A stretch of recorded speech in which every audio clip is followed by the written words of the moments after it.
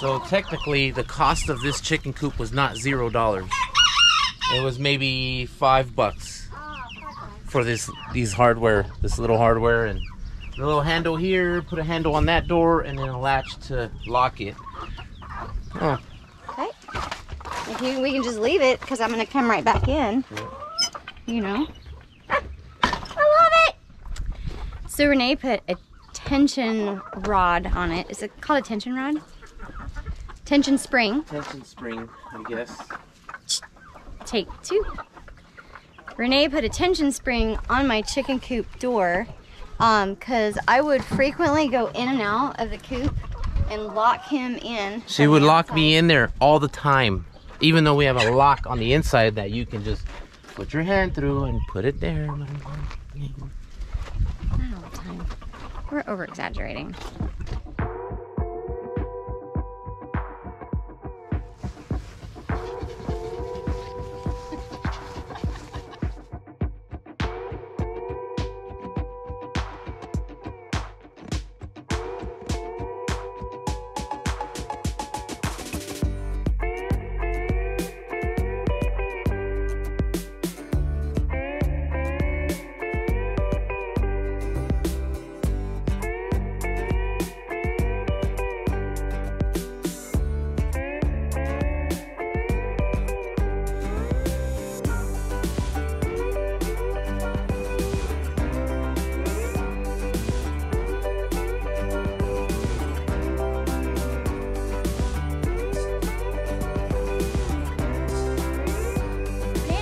Two different types of weed barrier. I think you can look at it on your own and you can pretty much tell me which one lasted.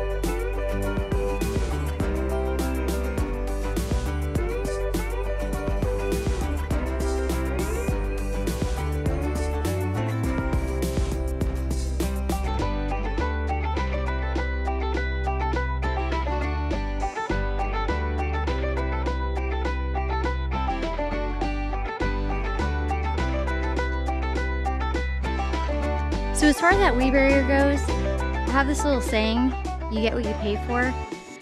That first level of weed barrier, the one that was all ripped and torn, it was cheaper.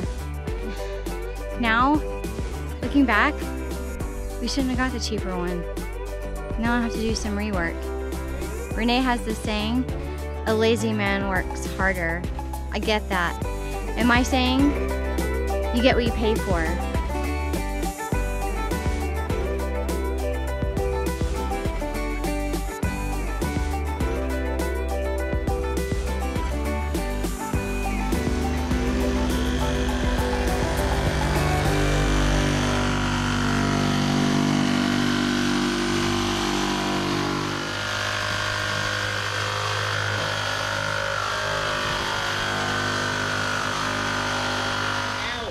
So we initially had these barrels as hay feeders for the goats and the donkeys, and they worked very well. And now we're gonna use them as feeders for the pigs. So they've been quite versatile, hopefully.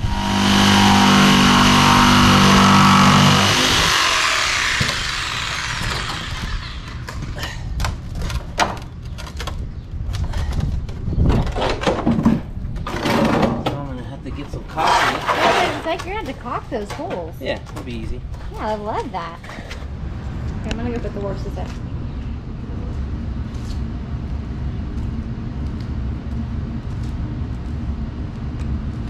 See, I work, she plays. I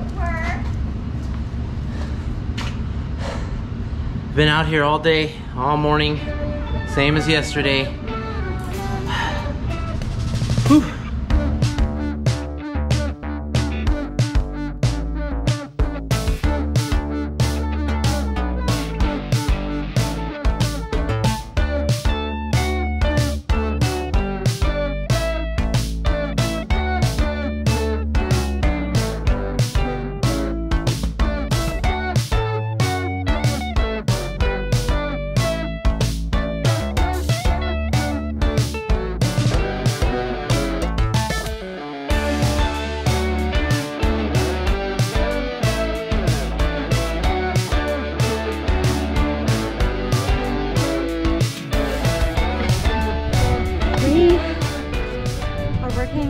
in this dang pig pasture. Again. Take 25,000. Take 25,000. What have we done in this pig pasture? We have put the fence in. We put the wire mesh in, we've dug the wire mesh in, we've put the electrical fencing around, we've put the wallow in, we've moved their little hut, their little house a couple times, killed a rattlesnake out of their house, constantly scooping their poo. This one is going to start getting inquisitive with Renee. Hey.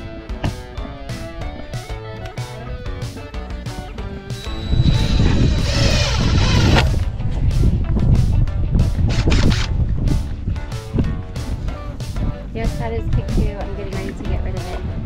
Because this is where we're putting their feeders now. Because their feeders are just not working down there. The pigs are pretty destructive with just about everything. We try to give them the most beautiful pig area and they just destroy it.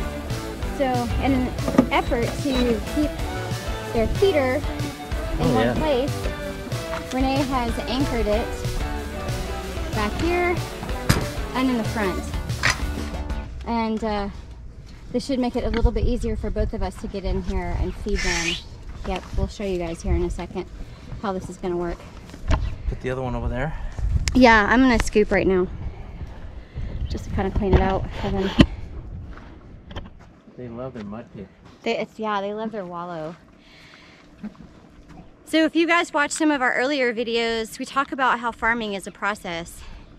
And this is yet one more process to learning how to take care of our feeder pigs who will eventually be meat for us to enjoy. We want them to have a great life, an amazing life, and we really believe that they are. They get their fresh mud every day. They have amazing water.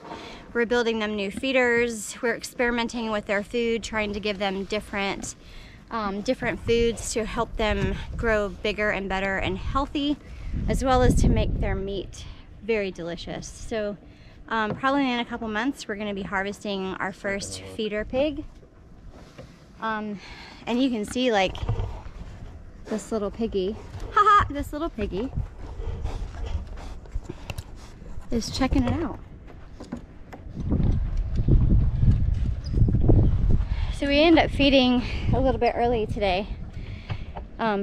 Normally we don't feed and get the evening done in the pasture till probably around 6:30, but we're gonna take a pause for each other today and go on a date to our winery that we love so much, Leoness Winery.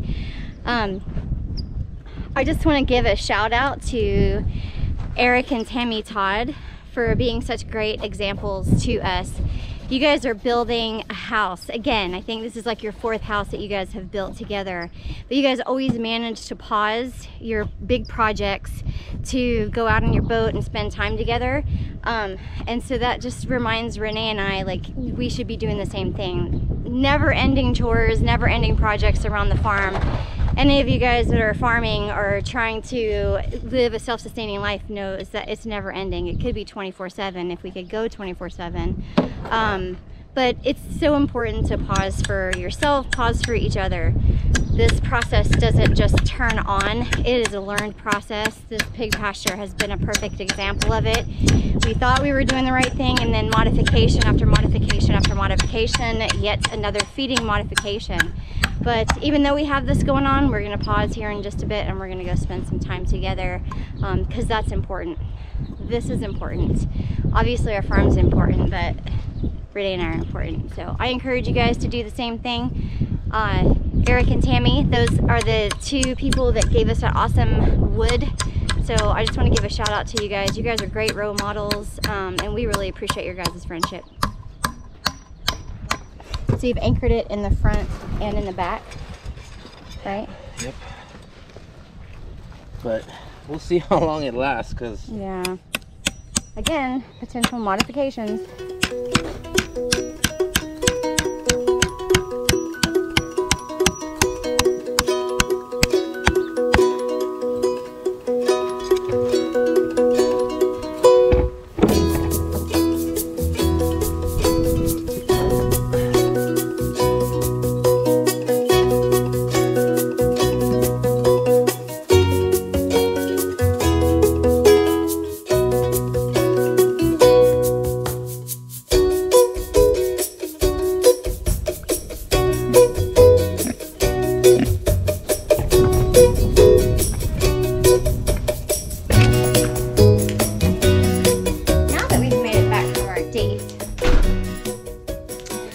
fun to test out those new pig feeder troughs that Renee made.